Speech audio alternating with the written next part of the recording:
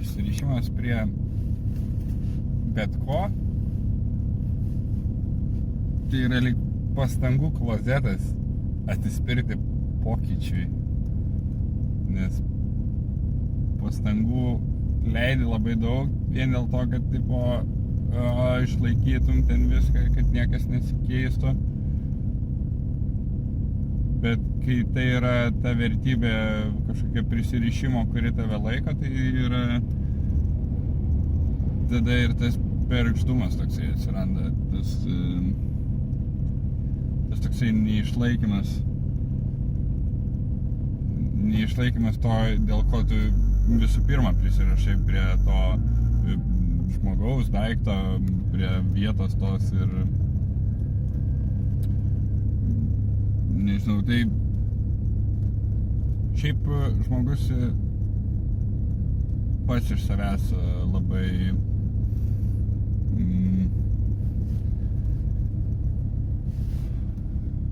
labai keistas yra.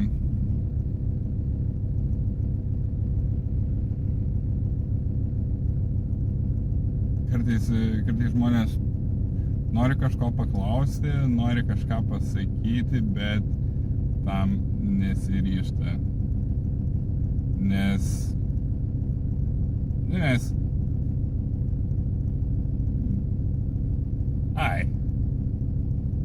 taigi aš čia nenoriu tavęs apkrauti, žinai. Nenoriu tau pasakyti tokios savo problemos, kuri neramina. Ir toj vietoje yra balanso kiekis, kur 80-20 procentų, žinai, 80% rezultato gali pasiekti su 20 procentų pastangų, tai jeigu naudojasi kitų pagalbą, taip ir pasieki, žinai, o kai neišsakai to klausimo, kuris tau šiaip rūpi, bet tu kaip ir jį laikai pas save, tai tiesiog tokia stagnacijos savitoj būsenai.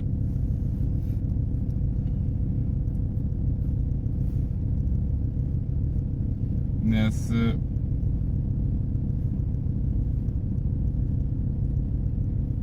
tas tarpas tarp kada tu jau gali kažkam tipo, yra kažkoks dalykas, kuris tave neramina, tipo, dėl kito žmogaus, pavyzdžiui, kažkokia neaiški vieta. Tu nežinai, kodėl jisai taip elgiasi, tu nežinai, kodėl jisai taip daro, tu nežinai, kodėl nežinau, kažkas vyksta, kaip vyksta, žinai. Ir tada tu nieko dėl to nepadarai ir tada tu gyveni su tuo tokiu neaiškumą, žinai, man šitoj vietoj neaišku, bet gerai, tai tu darai kaip tu darai, tipo, viską, aš tau netrukdysiu čia, viską, visi mes laimingi būsim, o kad tai galvoji tave kažkiek savitai ėda, gali sakyti, tiesiog tau kainuoja tai kiekvieną dieną, tai tu to nesuvoki, žinai. Ir geriausias dalykas, ką gali padaryti, tai paimti ir, nežinau, užsirašyti ant lapuko, nusiųsti žinutę, tipo, tiesiai, užklausti, žinai, kažkaip padėti tą ant eterio, tą, ką iš tikrųjų tu nori žinoti. Ir neslapsint, be paruošimo kažkokio specialaus, be kažkokio ten pudrinimo, be vatos tenai. Bet paimi ir taip tiesiai, nes tas tiesiai, tai jis yra toksai galingas ginklas, kur tu praktiškai esi nuogas tipo tuo momentu, tu tiesiog nieko neslepi ir išdedi. Ir tada tai patampa to kito žmogaus problema, kaip jis su to susidylinti, žinai. Ir taip žmonės in the end of the day atsifiltruoja, bet kas keisčiausia, kad šitokio approach'o man, pavyzdžiui, neatsifiltruoja žmonės.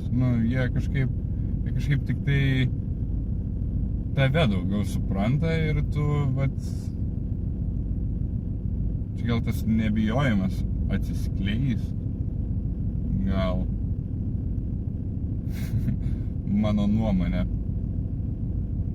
Jo, ir visa ką tu matai ir ką tu girdi, yra tavo, tai yra to sakytojo nuomonė.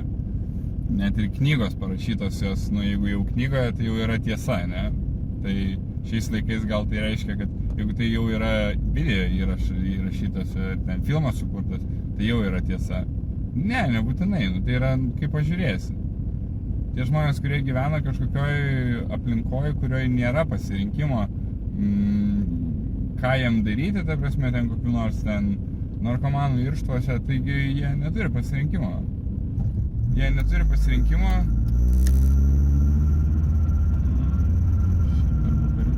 Jie neturi pasirinkimo, kokiem jiems būti, ar ką jiems veikti dabar, rytoj, nežinau. Jie privalo elgtis taip, kaip jiem aplinka diktuoja, nes kitaip, jiem taip po šakės. Ir tu esi tokioje spaudimo būsenoje. Tai jo, bet realybė yra tokia, kad tas spaudimo būsena yra tik tai tavo susidarytas toksai vaizdas. Aišku, tai visą laiką būna kokie nors įsipareigojimai, kažkokie tenais tam tikri ryšiai ten, žodžiu, kurie taip veikia. O, Tesla priekį.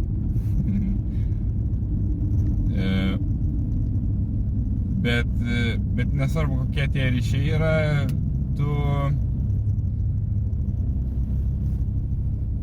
kokia čia Tesla 60. Viena pigesnių, nedidelė batarkė. Bet toj būsenai, kur tau atrodo, kad tu šitoj situacijai ir atrodo negali nieko pasakyti, tai kažkaip, tai yra netiesa, tai yra iliuzija. Tai tu gali pasisakyti viską, kas tau rūpi. Tu gali išsakyti tipo tą savo kažkokį požiūrio, nežinau, tą neiškumą, kokį tu turi apie, pavyzdžiui, kitą žmogų. Tiesiog išsiaiškinau, kodėl tu tai padarei. Ir pamėginti suprasti tada, žinai. Nes, toksai klausimas jau natūraliai reiškia tavo domėjimąsi, kur tu ne tai, kad atmesi pagal savo išankstinius nusistatymus. Aišku, tu stengsies atmesti, bet, reikia stengtis ir suprasti, žinai. Ir tai dažnai, jeigu tu iki tol to natūraliai nesupratai, tai tiesiog reiškia, kad tu imsi ir keisi savo požiūrį kažkaip, žinai. O žmonės turi tą prisirišimą prie savo požiūrį. Nenori jo keisti. Nenori nieko daryti, kad jisai pataptų sekanti versija, žinai, būsena, yra tavo viskas yra, galima būtų kategorizuoti, žinai, kas yra, tie dalykai, kurie tikrai yra šitam gyvenime, nes labai daug kas yra subjektyvu, bet kas yra, kas iš tikrųjų yra. Tai šiuo metu, kas yra man ir mano kaip aplinkoje, mano būsena kokia yra. Ta prasme, šiuo metu aš esu apsirengęs kaip apsirengęs, atrodau kaip atrodau, esu nuveikęs tą, ką nuveikęs, žinau tokius žmonės, kokius žinau, moku tokius įgūdžius, turiu tokius įgūdžius, kokius turiu tokius daiktus, kuriuos turiu ir sekantis mėnuo, sekanti savaitė, sekantis metai, jie mane tikrai pakeis, supranti, jie tikrai mane mutuos ir ta būsena, jinai keičiasi. Ir klausimas, jeigu tai pirmas toks tikras dalykas, tai yra ta būsena tavo. Tai, kas tu esi šiuo metu. Tavo būsena. Antras toks pirmos klasės pilietis pagal mane, tai tavo pasirinkimas, ką tu darai. Pavyzdžiui, aš darau pasirinkimą šiuo metu važiuoti, apžiūrėti, Ženevos. Man patinka važinėtis, tai aš pasivažinėsiu čia kažkur, gal sustosiu, gal kur nors išlipsiu. Bet, mano pasirinkimas šitoks yra. Tai aš tai yra natūraliai visiškai, ta prasme, nenuginčiamas kažkoksai dalykas, nesvarbu kaip pažiūrėsi, kokių įsitikinimų, kokių religijų būsi, bet tai yra mano pasirinkimas. Kitoj pusėje, priešingoje skalės pusėje, tokia, jeigu čia paimtum aukščiausią klasę, tai žemiausioje klasėje yra tie lūkesčiai, kuriuos tu susikuri kitiems žmonėms. Nes tu, tarkim, nori kažko, ne? Nu, viskas labai gerai, žmonės nori, taip, ir žmonės geidžia, taip, bet tu dažnai geidi, kad kitas žmogus kažką padarytų. Tipo, arba pats tingi, nedarai, arba tau sunku, tau netokia komforto būsena kaip kitam, ir tada tu tiesiog tikėsi, kad kitas kažką padarys ir nejudini savo šiknos. Ir tada tu susikuri tokį lūkestį kitam žmogui, kurio jeigu jis neišpildo, tai jis pasidaro kaltas. Jis tiesiog pasidaro neišpildytas lieka tavo lūkestis ir tavo akimis jis pasidaro toks, jisai jau toks, tipo, susidariau nuomonę apie jį ar kažkas toks. Ir kitas dalykas dar yra, kuris irgi toj apatiniai skaliai panašiai kaip prisirišimas bet ne prisirišimas, bet panašiai kaip prisirišimas, kuris eikvoja pastangas, tai kažkas kito, kas labai eikvoja tavo pastangas, tai yra gailestis, tai yra žiūrėjimas atgal ir ne tai, kad mokymasis iš to, kas jau buvo, bet man kaip gaila, kad taip atsitiko, vaje, gaila. Gerai, tipo gaila, bet kiek tau laiko dabar gaila? Metus laiko gaila? Savaitę? O visą dieną šiandien gaila? Ar kaip? Tipo, kas iš to? Ta prasme, tai do something about it. Tipo, tiesiog ką nors paimk ir nuveik tada. Kažkaip dėl to padaryk. Jeigu tai yra nekomfortiška situacija, tai aš paimu ir prisidėsiu šitaip dabar. Ar tau reikia tos mano pagalbos ar kažką. O ne tai, kad kaip man gaila, kad čia tau nepasisekė. Kaip man čia... Žinai, tokia bystanderio efektas toksai, kur kaip minėjai, tipo, jeigu vyksta kažkokia nelaimė ir tu kažkam nepasakysi konkrečiai, kad tu, tipo, imk ir skambink greitai, kol pats mėgini padėti nukentėjusiam, tai niekas ir nepaskambins, nes visi, tai tikriausiai jau kažkas tikrai paskambino ar kažką.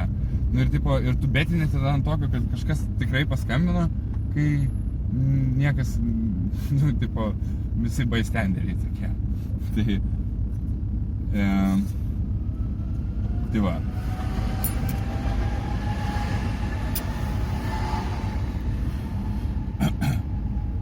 Tai gailestis man yra ta irgi žemiausioj skaliai. Šiek tiek aukščiau, viršuje, pačiam pirmoji toj, kas iš tikrųjų yra tie dalykai, tarsi, tokie tie tikriausi dalykai, kurie yra, tai pasirinkimas, kurį tu darai. Tipo, jau pasirinkimas kaip ir buvo, bet čia koks pasirinkimas? Kokią intenciją aš tą pasirinkimą darau? Būna žmonės daro verslą, tarkim. Ir tame versle jie nesugeba įvertinti dirbančių žmonių ir jie kažkaip jaučiasi už kažką viršesni, gal nes čia jau daro ir panašiai. Bet realiai tas kitas žmogus, jeigu jisai net ir turi mažiau sugebėjimų negu tu, net jeigu jis yra kitoks ir tipo, taip jau daugelio žmonių akimis vertinant, tu būtum kažkoks geresnis už jį, nesvarbu, net ir tada tu turi su visais išlikti, tam tikrai lygus, ta prasme. Nes tik tada, kai tu save išsiaukštini, tik tada ir prasideda kažkoksai pasirinkimas tavo, kurį tu darai, kur tau pokoja ant kitų žmonių. Tau nesvarbu. Tai, bet ar tai yra konstruktyvu, ką tu renkiesi, žinai? Tarsi, ar tai kitiem kažkiek kenkia, ar tai yra tik tai tavo užgaida kažkokia, kurią tu nori išpildyti ir tai kitiem žmonėm kainuos ir tu reikia pasverti, žinai. Reikia nešikti kitiem ant galvų, nes kitai jeigu nešiki, tai jie žiauriai atsidėkoja ir tai sugrįžta tokiais keliais, kuriais tu net nesitikė. Bet jeigu tu pašiki tik tai, kad nors ant galvos, tai tada automatiškai ir tau šika, žinai, nu, tas ant to. Tai visi tavo pasirinkimai, jų intencija, ar jinai yra konstruktyvi intencija, ar tu nori kažką iš to, taip sakant, gero padaryti, ar tu tiesiog nori kažką savo. Tokia savanaudiškai galėtum sakyti. Nes visi mes šiaip egoistai, bet, tipo, čia tas, jeigu tu troleibuse užleidi vietą seneliui ir tada stovi, aš čia va, jau padėjau kažkam, aš toks. Tai, bet tas senelis, jisai, tiek jam ir reikia, jisai ir prisisėdėjęs, ir prisistojęs per savo gyvenimą, tai ir tu geriau dėl to jautiesi visų pirma, ne tas senelis, žinai. Čia va tas egoizmo šaknis.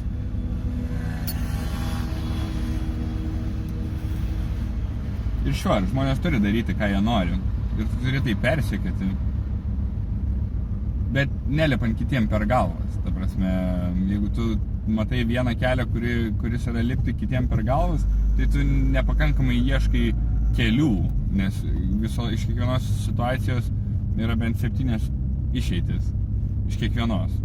O jeigu nėra, jeigu manai, kad nėra, tai pamėgink paklausti kitų, kur nors pakomentuok, actually, užrašyk savo klausimą, kur nors ir pažiūrėk, ten, kur žmonės žiūri ir ten tiesiog pareikalauk kieno nors, o tai kokios čia išeitis? Toks paprasčiausias klausimas, pamatysim tą. Išeičių, padarė. Tai va, vaizduotės reikalas, žinai.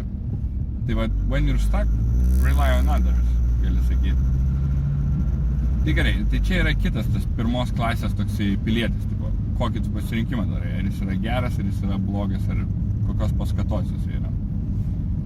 Tada yra šitoj apatiniai klasiai, kur yra gailestis ir lūkesčiai, tai yra tas priešingos pusės pasirinkimo, tai priešinga intencija, tokia kaip Hitlerio, tipo, mes esam arijai tenais, mes taip ir taip. Blema, jo, ten tos idėjos, jos visas, žodžiu, ideologiniam lygmenį labai gali paveikti žmonės gražiom idėjom, bet realiai tai tu lipi ant kitų ir tu ten genocidus kuri visokių, žinai. Tai not cool, biški. Ne biški.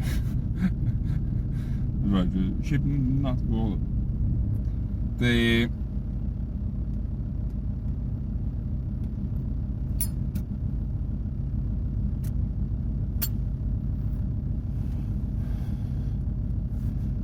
ir ta intencija, jeigu jinai yra destruktyvi, tai tiesiog tu prisišauksi kitus destruktyvius dalykus aplinkui. Tai sukeli kažkam nelaimę, tai tavo atsitinka nelaimės.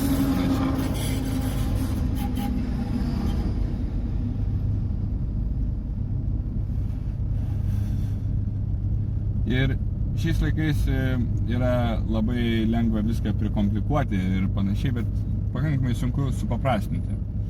Tai aš šitoj vietoje mėgstu paprastinti viską iki, ne tai, kad yra kažkoks toks lygis, man tas tikriausias ir tada tas priešingas, tai tiesiog visus tarpinės statelės, visas tarpinės spalvas išmetė, išsvaipinė notifications ir pasilieka pirma ir antra klasė tų dalykų. Ar tu supranti, kad tu dabar šitoj būsenai darai pasirinkimą į savo sekančią būseną pereiti, realiai pereiti ir, ta prasme, ir į kurią tu būseną pereidini, žinai. Ir tada tu neverdi savo sultyse, tada tu žiūri progresyviai, progresyviai. Ir neturiu dar šitai teoremai pavadinimo. Tai galėtų būti daug pavadinimų, kaip po gyvybės tvermės dėsnis. Nes gyvybė bujoja tik tai dėl tam tikros priešpriešos. Ta prasme, paprasčiausia argumento forma yra priešprieša. Aš ne tai, kad aš tau tiesiog atsakau kažką priešingai, tu savo argumentą suportinė, aš savo ir mes išsiaiškinam, kur yra kažkokia tiesa, kur yra kažkoks middle groundas. Tai per tokią, sakykime, draugišką prieštarą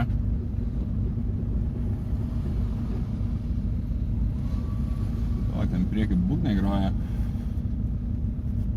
Tai per tokią paprastą prieštarą labai lengva susišnekėti. Tai ir man patinka žmonės, kurie prieštarauja ir jie gali sakyti, kad jie yra siaurapročiai arba žinai, kaip tu esi su kokiu nors žmogum diskusijoje ir tau atrodo, kad tu jau pykstėsi rėki, nors abiem jum tiem, kurie, iš šono kitiem, o nors abiem jum atrodo, kad jūs dalyvaujat tam pokalbį, žinai, tarpusavį, va čia va ir tiesiog skaldotės kažkokiais argumentais. Ir tai nėra kas yra teisus, tai yra idėja prieš idėją, tai yra tiesiog ką aš turiu pasakyti ir ką aš galiu pamastyti apie šitą dalyką ir ką gali tu pamastyti apie irgi tą patį dalyką, tik iš kitos pusės, žinai, toksai požiūrio apsikeitimas. Ir man labai patinka tie žmonės, kurie tokie kardinalūs būna, kraštutiniai kažkuriais kampais, nes ten gali pasiknaisati ir tiesiog pamėginti suprasti jo požiūrį, žinai. Ir tu efektyviai, jeigu tu kraštutinis į priešingų pusę, supranti abu kraštutinumus, tai kaip vakar sakė vienas žmogelis, tu, nu jo, čia žiauriai gei, bet aš laisvų pažiūriu, aš žiūrėsiu.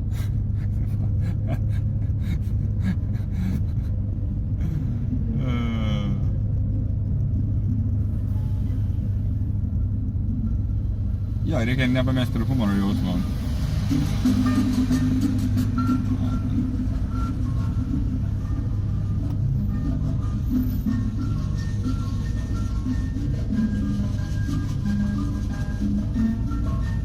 Kokie čia dalykai vyksta. Eina šiaip. Ten yra kažkoks tipo, kaip paukštis ir kaip naminukai kažkokie apsirengę. Mažesni vaikai, čia kažkas vyksta, tai čia nebuvo. Fak, čia kažkas vyksta. Kažkas rimto. Tai yra labai įdomiai atrodančių žmonių. Ir jie taip normaliai pasiruošę. Aš matau, kad apsirengęs vaikas yra šiukšlių maišą. Nu, tą juodą šiukšlių maišą. Bet jį apkarojęs visaip kaip. Labai gražiai.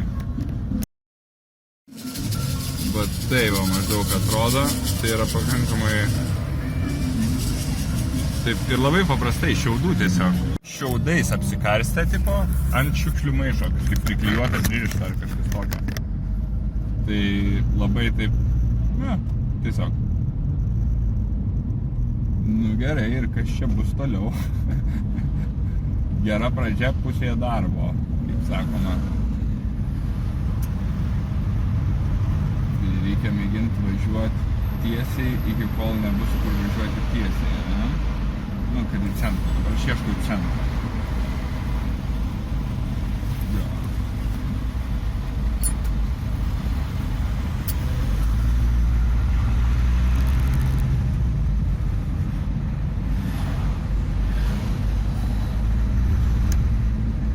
Tai va, o iš važiuodamas iš Lietuvos į Ženevą 2100 kažkur kilometrų gavosi. Naudojausi navigaciją tik tai Dresdene, kur į Dresdeną įvažiavus ten reikėjo hostelį susirasti, kuriam nakvojau. Bet realiai tik tai Dresdene. O kitur aš nesinaudojau navigaciją, važiavau pagal kelius, kurios buvau susižymėjęs. Ir labai paprastai, ta prasme, kažkur pamatai rodiklę, pavyzdžiui, ten Basel, važiuoji į Basel, Nürnberg, važiuoji Nürnberg, Plauen, Chemnitz, karočią, taip. Ir iš tikrųjų kelio ženklinimas nuo pat, iš Lietuvos kaip išvažiuoti iki Varšuvos plius minus žinau, gal geriau rinktis kitą kelią, negu pro Bialystoką važiuoti, nes ten remontai buvo.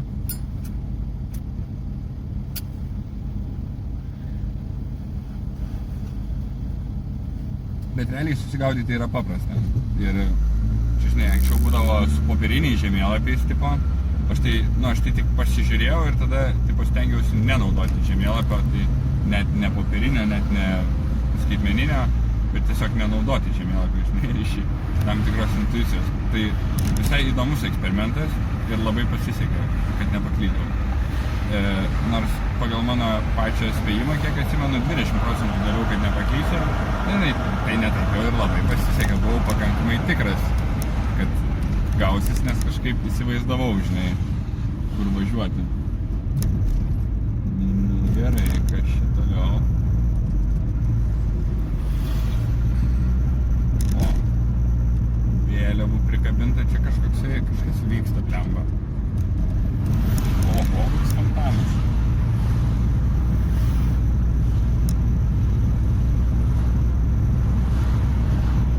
Jo, čia visai cool. Tokia upė teka per Ženevą. Nežinau, reikia pažiūrėti ant žemėlapio.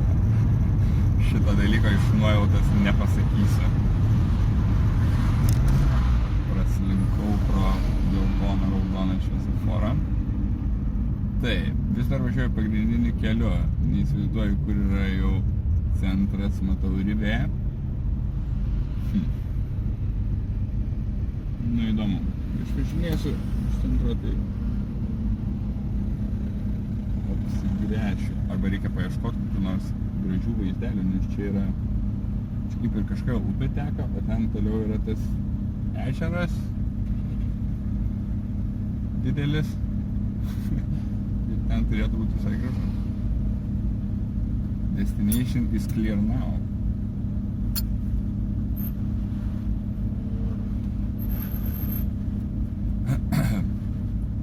Faina, kai gali išlikti smalsus. Žinai, kai tau yra, turi tą smalsumo geną, kuris tau neleidžia, tu važiuoji išmirinėti, tyrinėti, apžiūrinėti ir tada, tas man įdomu, tą aš ir varau žiūrėti, nes, miesto esi matęs, kažkokių vietų esi matęs, o vat,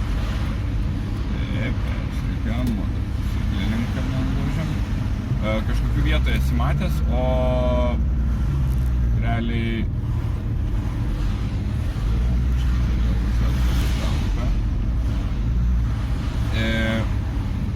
bet tų dalykų, kuriuos tu nori nuveikti, tu dar, arba juos jau esi veikęs ir nori nuveikti dar kartą, arba dar nesi nuveikęs, žinai. Tai tuos dalykus labai faina persikėt ir tada tu gali atvirai įvertinti kokią nors nepažįstamą žmogaus kelionėje pasiūlymą. O tai davai varyk pažiūrėti to ir ano, nes tai yra labai, tą tu turi pamatyti. Tu pasitiki kažkokiu visiškai nepažįstamu, iš skirtingos gal kultūros net ir mėgini kažkaip suprasti jį, žinai, ne savo artimą žmogų, ne savo ne jau pažįstamą mintį, o tokį žmogų. Tai yra labai sveikas pratimas pagal mane. Ir yra visokių tenais, tai čia yra tas apie sakyti taip ir žiūrėti, kur tai tave nuves, žinai. Tai toks yra kind of tupas filmas su Jimu Carrey, Yes Man, bet kind of netupas, kurį nesenai žiūrėjau autobuse važiuojant.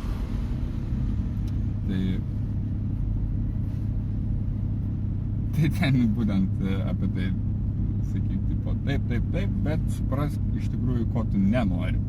Nes sakyti viskam taip yra paprasta, bet tai kažkiek tu turi eksplorint, bet iš kitos pusės kažkiek tu turi daryti ir persiekyti kažką giliau, persiekyti kažką iki geresnės,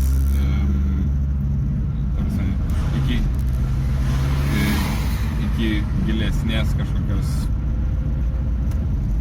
prasmės, iki gilesnio suvokimo, nes tik toj vietoj žmogus atsiskleidžia, kai jisai sugeba sugeba kažką daryti vis geriau ir geriau ir geriau. Ir, nu, tipo, vieni žmonės yra geri būti kažkokie vadovai, žinai, iš prigimties, tai yra tie žmonės, kurie troleibusai čia yra geras. Ir vieni žmonės yra geri būti vadovais, tai yra jie vadovauja kitiems žmonėms, pajaučia, kur jie yra gabūs, ten, nežinau, sustato kitus žmonės, taip visus nuteikia ir visi to lieka patenkinti, žinai, ir va, toks būtų geras vadovas, pavyzdžiui, o geras savo srities specialistas, jisai irgi yra tiek pat vertingas, bet jisai yra apie tai, kad nuveikė tos, kiek čia valčių.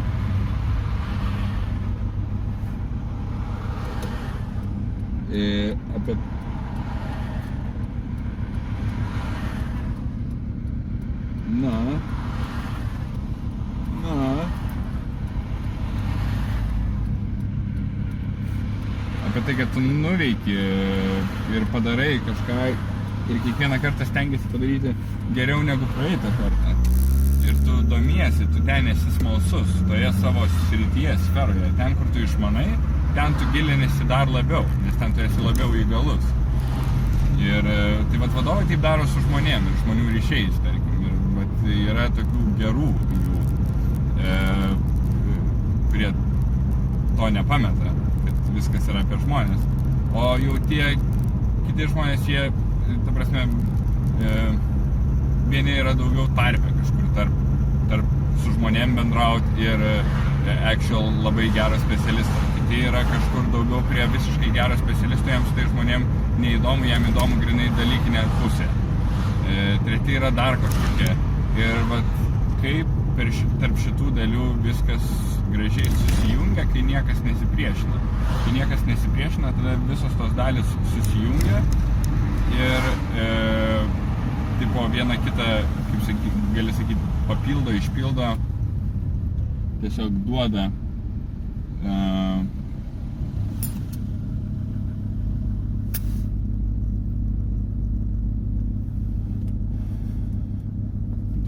daugiau, žinai, rezultato. Tada žmonės, gali sakyti, auga labiau, gali, nu, žodžiu, labai sunku yra išvengti prieėjus iki tokios minties banalių frazių ir kažkokių banalių pasisakymų, bet dar sunkiau yra neatmesti to, kas jau, jo, čia man girdėta banalu, jo, šitą tai suprantu. Taip, nu ką reiškia šitą tu supranti? Nu, tai gerai, tai tau, tarkim, tai yra somewhat aišku, somewhat žinoma, tu kažką jau nutoki tenai.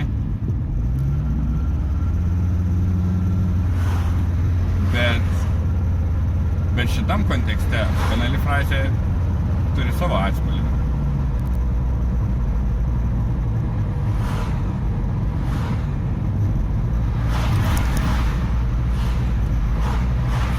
Tai va, tai ir ši mano, ir bet kuri kita, ir net ne tik mano, daugiausiai tai galim tikriausiai būtų generalizuoti visiems žmonėm, nors tai irgi yra nuomonė, bet viskas yra nuomonės reikalas.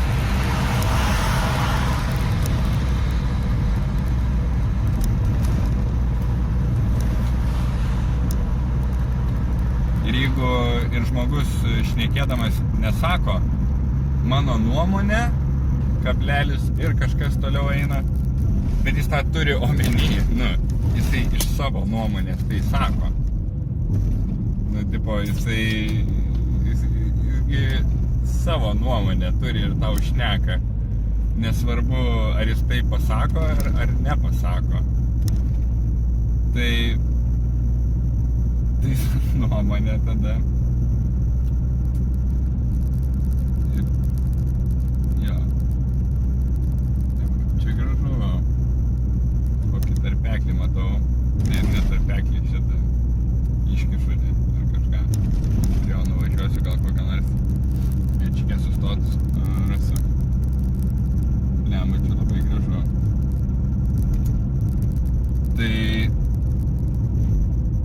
Tai nepamiršk, kad kažką, kas tau nepatinka, kai nesvarbu, ar tai yra nepažįstamas žmogus, ar pažįstamas, ar koks, bet viskas yra tik tai to žmogaus to momento nuomonė, nes kiekvieną dieną tu atsibundi vis protingesnis ir protingesnis ir fakt, tau gali susišviesti kitaip ir tu jau kažką gali pažinoti, sakyti, aš žinau, kaip jis elgsi, aš žinau, koks jis yra, bet dar reikia ir suprasti, kad tu gali numanyti, koks jis yra, bet būtinai turi palikti galimybę ir kitokiai išeigai, nes tada kitaip gali ir įvykti, žinai, savęs neuždarysi į tuos rėmus.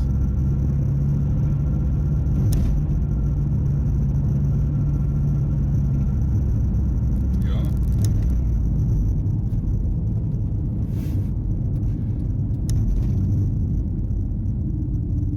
Nu ir čia yra visai nemažai, jeigu šitoj vietoj pokalbėje tu dar nepameti minties, o ją toliau plėtoji. Tai yra tavo pasirinkimas. Ir iki